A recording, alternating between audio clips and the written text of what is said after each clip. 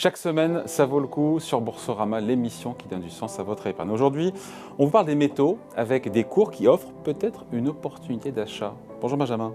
Bonjour David. Bon, on a cette flambée des métaux qui est un petit peu rattrapée depuis maintenant quelques semaines par notamment les confinements en Chine. On a des prix en recul de 15% par rapport à leur pic de début mars.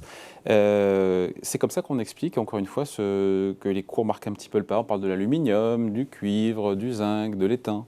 Oui, il y a eu effectivement ces craintes de confinement, puis une confirmation. Et puis on a des problèmes d'approvisionnement, des ralentissements de l'activité économique qui font qu'il y a peut-être aujourd'hui un petit peu moins de tension sur ce secteur. Et puis il faut voir aussi que la hausse des prix, à un moment, oblige à peut-être un petit peu plus de rationalité dans la consommation de ces métaux. Donc on a effectivement une correction. Donc 15% c'est une moyenne. Quels sont les métaux qui ont le plus, pas bu la tasse, mais qui sont le plus revenus à des cours un peu plus sages? Tout récemment, on a eu une correction du nickel qui avait connu une flambée, souvenez-vous, dans le courant du mois de mars, à la suite d'un problème avec un acteur chinois. Oui. On était monté, je crois, à 100 000... Alors, le cours n'a pas été officiellement coté, mais effectivement, on est retombé, après la réouverture de ce marché, aux alentours de 33 000. Et là, on est repassé autour des 30 000, voire un petit peu moins. Donc, ça s'est bien calmé. Ça reste à des niveaux élevés, mais en même temps, c'est plus... moins tendu. Parce que la tension reste là, malgré tout. On a des stocks qui sont très bas.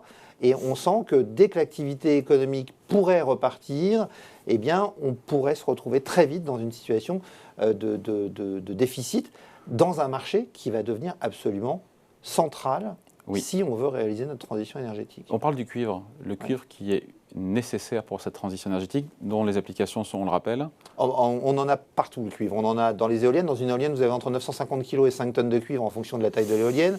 Vous en avez dans les panneaux solaires, vous en avez dans le réseau électrique, vous en avez dans les chargeurs de batterie. Vous avez 4 fois plus de cuivre dans une voiture électrique que dans une voiture thermique classique. Donc, il y en a besoin à tous les niveaux. Premier consommateur de cuivre au monde, c'est la Chine, qui en absorbe 60% de cette offre mondiale de cuivre.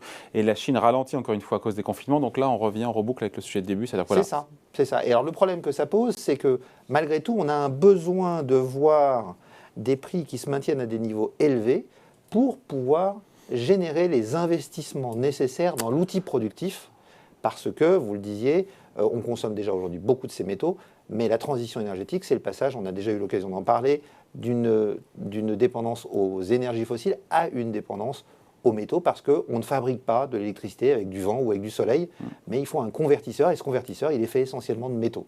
Voilà. Et ces métaux, on les trouve où? Un peu partout dans le monde? Alors, on les trouve un peu partout dans le monde. Si on parle du cuivre, c'est essentiellement en Amérique du Sud. Le plus gros producteur du monde, c'est le Chili. Mais vous en avez aussi pour le nickel dans un certain nombre de pays. Vous en avez en Russie. Vous en avez également en Indonésie, aux Philippines. Vous en avez également en France. À la marge. Oui, à la marge, mais Eramet est un gros producteur en Nouvelle-Calédonie. Oui, à France, oui, bien sûr, Eramet.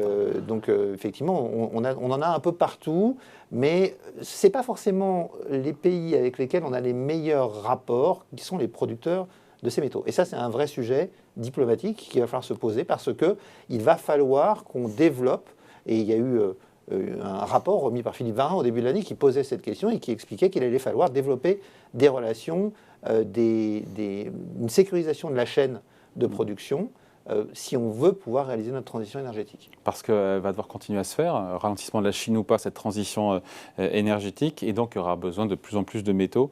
Voilà, on l'a dit, Benjamin, pour les éoliennes, pour les batteries électriques. Le FMI, je pense qu'on l'avait déjà évoqué ensemble, qui a dit que les prix des 4 métaux indispensables à cette transition énergétique, à savoir lithium, cobalt, nickel, j'en oublie un. Et cuivre, bien sûr, mais évidemment le cuivre, devrait exploser d'ici 2030. Ça reste toujours évidemment d'actualité, donc on se dit, mais est-ce que ce n'est pas une opportunité rare, quelque part, d'avoir ce reflux sur le cours des métaux, pour celles et ceux qui ont une vision longue des choses, évidemment? Pour nous, c'est une opportunité rare. Il y a encore eu une étude de l'université de Louvain tout récemment qui expliquait, en gros, il y a 2 problèmes. Il y a la taille du réservoir, c'est-à-dire est-ce qu'on a assez de métaux pour réaliser cette transition? La réponse est oui. Et de ce côté-là, les nouvelles sont plutôt rassurantes. Oui, on a assez de métaux. Mais après, le deuxième problème, c'est la taille du robinet. C'est-à-dire à quelle vitesse on va être capable de sortir ces métaux sous la terre pour pouvoir réaliser cette transition. Et là, il y a des défis. Parce qu'il faut ouvrir de nouvelles mines et que ça prend du temps. Ouvrir une mine, ça prend entre 5 et 7 ans dans le monde et à peu près 10 ans en Europe. Donc, comment gère-t-on les 10 prochaines années? Après, une fois qu'on aura une première génération d'éoliennes, de panneaux solaires, on pourra commencer le démantèlement, le recyclage, et donc arriver à une certaine autonomie et un certain cercle vertueux, même en Europe. Circularité. Mais il faut passer d'abord les 10 prochaines années. Et là, dans ce contexte-là, effectivement, le cours des métaux peut présenter une opportunité rare en termes de performance et en termes de tendance, à mon avis, une des plus puissantes qu'on verra dans les années à venir. Ça, c'est pour le côté structurel. Après, il y a le côté aussi conjoncturel, voire spéculatif. On a un tour de vis monétaire qu'on voit bien aux États-Unis. Certains disent que ça contribue évidemment aussi au recul de ces métaux, puisqu'il y a une espèce d'arbitrage avec un rendement des obligations américaines, notamment sur la dette souveraine américaine, qui devient à 3% plus attractive. Est-ce que la classe d'actifs, encore une fois, si on considère les métaux comme une classe d'actifs, reste attractive avec, oui ou non, et encore une fois, opportunité avec ce contre-coup sur les cours de 15%, ce qui n'est pas rien. Nous c'est notre conviction chez OFI, on gère des produits sur ce thème. Non, est-ce qu'à court terme, il n'y a pas un risque que ça continue de baisser parce que confinement en Chine, à très court terme, si on pense que les banques centrales peuvent continuer à monter les taux beaucoup, sans inflation, oui, ça peut représenter un risque. Sans inflation, c'est-à-dire c'est que si on a des taux réels qui remontent, parce que les taux réels sont très négatifs, montent, mais si l'inflation est là, les taux réels restent faibles. Oui. Dans ces cas-là, les métaux faibles et négatifs. Et dans ces cas-là, les métaux continuent de constituer une bonne tranche d'investissement.